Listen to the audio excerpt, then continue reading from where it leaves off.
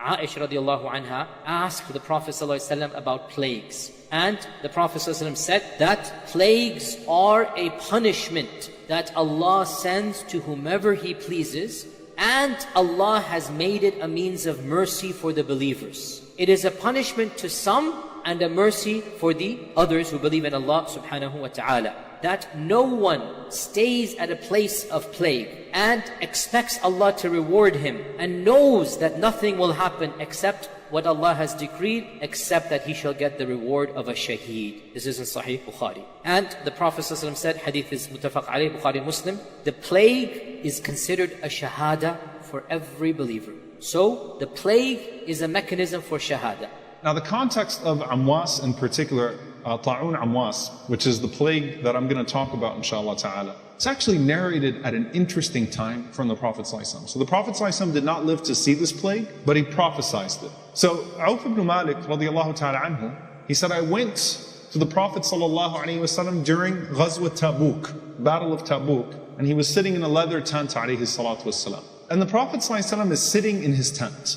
And it's really interesting what he says. Count 6 things. 6 things between I and the Day of Judgment. The Prophet ﷺ said, the first one, Mawti, my death. Then he said, sallallahu alayhi wa sallam, ثُمَّ فَتْحُ بَيْتِ الْمَقْدِسِ, and then the conquest of Jerusalem. Then the Prophet ﷺ said, ثُمَّ مَوْتَانْ يَأْخُذُ فِيكُمْ كَكُعَاصِ الْغَنَمِ. The Prophet ﷺ said, and then after that, a plague that will afflict you and kill you in great numbers, just like a plague that would run through sheep. The Prophet ﷺ said that would be the third thing. Then the Prophet ﷺ said, and I'll mention the other 3 just to finish the hadith. He said that you would have an increase of wealth to such an extent that even if one is given 100 dinars, he would not be satisfied. So wealth comes upon the ummah. The ummah experiences a great period of wealth. Then he said, ﷺ, an affliction, a fitna that no household, Arab household would escape. And then he said, ﷺ, a truce between you and Bani al-Asfar, which are the Byzantines, the Romans, who will betray you and attack you under 80 flags. Under each flag will be 12,000 soldiers. So the implication is that the Roman Empire would not be the traditional Roman Empire. It would break into nations and different flags, and those nations would gather against you. After you had a peace with them, they would gather against you. And you can kind of understand now why the Sahaba thought the Day of Judgment was in their time. Like if you think the Day of Judgment is around the corner and imminent, first of all, every generation of Muslims thought that. And the Sahaba themselves really thought that they were going to experience Yawm al-Qiyamah. Why? The Prophet ﷺ's death was in what year? 633. And then, literally in order, Fathu Bayt al-Maqdis, the opening of Jerusalem, was in the year 637. Okay? So just a few years pass, and then you have the opening of Jerusalem, and then you have the plague that the Prophet ﷺ was talking about of Amwas, Ta'un Amwas, which was the year 639, and the town of Amwas is a town in Palestine. It's only about 25 miles historically away from Jerusalem. So you've seen 3 of the 6 signs pass just like that in a matter of a few years. So if you feel as you're kind of watching everything happening in the world today, and you're like, it must be Yawm al-Qiyamah coming around the corner, subhanAllah, imagine if you lived in that time. So let's get to this plague. 639 in the town of Amwas, the Khilafah is the Khilafah of who? Umar ibn Khattab radiallahu ta'ala anhu. The Muslims had just entered into Jerusalem, they just settled Al-Quds. They of course were expanding in Asham, in greater Syria at the time, and actively obviously at war with elements of the Roman Empire, with the Byzantines at the time. And suddenly this plague breaks out. Ta'un breaks out, right? The earliest Muslims, some of the earliest Muslims would die in this plague. In this plague, it would be about 25,000 people that would die in Ta'un Amwas. Umar radiallahu ta'ala anhu heard about it, and Umar radiallahu anhu decided to make his way over to Asham to be with his people. Umar radiallahu anhu was a man who, if the people were suffering, he wanted to suffer with them. He said, كيف يعنيني شأن الرعية? How could I claim to be a shepherd of my flock? وَلَمْ يُصِيبُنِي مَا يُصِيبُهُمْ, and I'm not touched with what they are touched with. So I have to go struggle with them, I've got to go strive with them. So he intended to go there and to fight it himself. As he was about to enter, some of the Sahaba came to meet him. And it was typical that the generals would come out to meet the Khalifa before he enters anyway, right? To sort of inform him about the situation as is taking place. Abu Ubaidah al-Jarrah radiallahu ta'ala anhu was of course the leader at that time. He came out to Umar radiallahu anhu, and Umar radiallahu anhu asked him about the situation. Abu Ubaidah said we are falling like sheep. Using the same language of the Prophet ﷺ, people are dying right and left. And this was the first time the Sahaba had ever encountered something of this sort. So Umar radiallahu anhu started to take shura from the people. He started to consult from them about what his next step should be. Some of them told Umar radiallahu ta'ala anhu, you should return to Medina with your core because you should not be struck with what they are struck. That, it's catastrophic as it is, but if you die from this, and if the people that you came with die from this, then that spells doom for the ummah, right? That has much greater implications for the entire ummah. So you have not yet entered, go back to Medina, take those that are with you, and don't get touched by this. Some of the Sahaba told Umar radiallahu anhu, tawakkal ala Allah, trust Allah subhanahu wa ta'ala, and you should come in and you should fight this with the people. They need to see that leadership. Most of the people told Umar radiallahu anhu, it's important for you to go back to Medina. And even if you survive this, then you might take some of its effects back to Medina and imagine this spreading through Medina as well.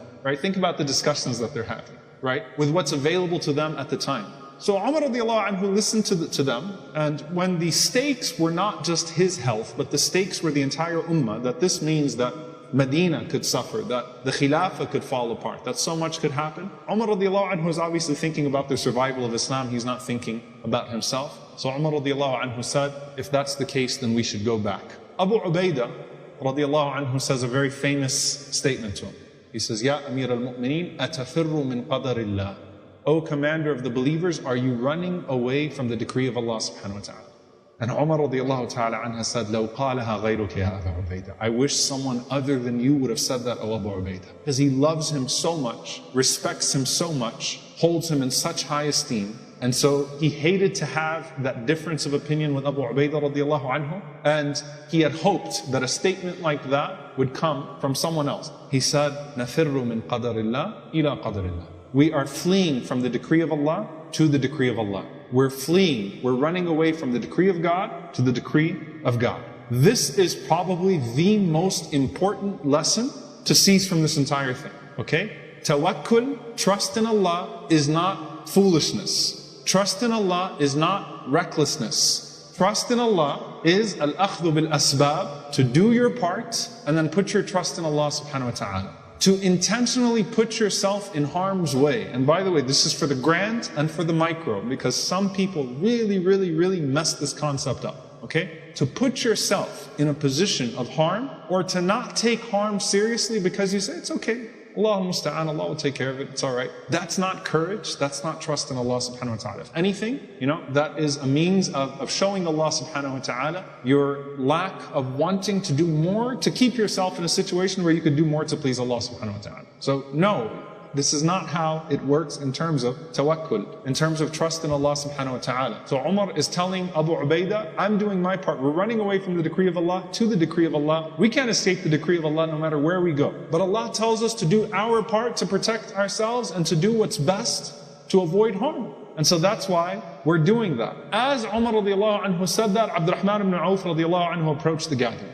And Abdurrahman ibn Auf had heard what the debate was about. And Abdurrahman ibn Auf said, I have some knowledge of this from the Prophet ﷺ. He said, I heard the Prophet ﷺ say, إِذَا سَمِعْتُم بِالطَّاعُونِ بِأَرْضٍ. If you hear about, بِطَاعُونِ بِأَرْضٍ, if you hear that a plague has struck a land, فَلَا تَدْخُلُوهَا, then do not enter into that land. وَإِذَا وَقَعَ بِأَرْضٍ وَأَنْتُمْ بِهَا فَلَا تَخْرُجُوا مِنْهَا. And if it strikes a place and you are in it, then do not leave that place. So again, the Prophet ﷺ say, if you hear about the outbreak of a plague in a land and you're not in it, don't go to it. And if you are in a place where the plague strikes, don't leave it, right? What does that sound like? The word that's the Q word, right? Quarantine, right? This idea of trying to contain the harm in one place as much as possible. Once Abdurrahman ibn Auf said that, then it basically settled the debate. The Prophet ﷺ said, Umar, as he turns back to go to Medina. So Abu Ubaidah radiallahu anhu remained behind as things started to get worse in Palestine. He called for Abu Musa al-Ash'ari radiallahu ta'ala anhu, and he asked him to look for a place that they could take those that are infected out immediately and put them in one place from the rest of the population. So now let's separate the population from the rest. Anyone that's sick, let's go ahead and separate them at this point. Abu Musa radiallahu anhu said, okay. He got home. Abu Musa went home that day and he found that his wife was struck with it. And the wife of Abu Musa al-Ash'ari died that same day, radiallahu ta'ala anhu wa anha. So then Abu Ubaidah radiallahu ta'ala anhu, as Abu Musa was struck obviously with what just happened to his own household, Abu Ubaidah radiallahu ta'ala anhu, he took his camel and he started to look himself for an area that he could quarantine some of that population, that he could put that population in. And just a few hours after that, Abu Ubaidah radiallahu ta'ala anhu suddenly fell ill, and he fell down and he looked like he was about to die too. The people came to him, they rushed to him as he was about to die, and he gave this beautiful nasiha, this beautiful advice to people as he was dying. He said, Inna Allah kataba ala bani Adam al-maut. Allah has written death upon the children of Adam. فَكُلُّهُمْ مَيِّتُونَ. And so all of them will die. He said, فَأَعْقَلَهُمْ مَنْ كَانَ أَطْوَعْ لِرَبِّهِ وَأَعْمَلَ لِمَعَادِهِ. He said, and so the smartest child of Adam is the one who is the most obedient to his Lord, وَأَعْمَلَ لِمَعَادِهِ, and who has done most to prepare for their journey. Now when Umar radiallahu anhu got back to Medina, he worried about Abu Ubaidah. He wanted Abu Ubaidah to come with him. So he wrote Abu Ubaidah radiallahu anhu a message. He knew that if he told him, I'm worried about you, come to Medina, Abu Ubaidah would say no. So he sent him an ambiguous message. He said to Abu Ubaidah, Inna li bika haja, I need you for something. And so when you receive this, فَإِذَا جَاءَكَ كِتَابِي هَذَا فَاقْدِمْ عَلَيَّ. Once this letter of mine reaches you, come to me right away. So he left it kind of ambiguous. Abu Ubaidah read the letter, radiallahu anhu, in Palestine at the time, and he laughed. So he actually laughed when he read the letter, the people around him, because he knew what Umar was trying to do. He responded to Umar radiallahu anhu, and he says, إِنَّنِي لَا أَرْغَبُ عَنْ جُنْدِي. He said, I'm not going to leave my troops behind. وَأَرْضَى بِقَضَاءِ رَبِّي. And I'm satisfied with the decree of my Lord. And to die of this is shahada.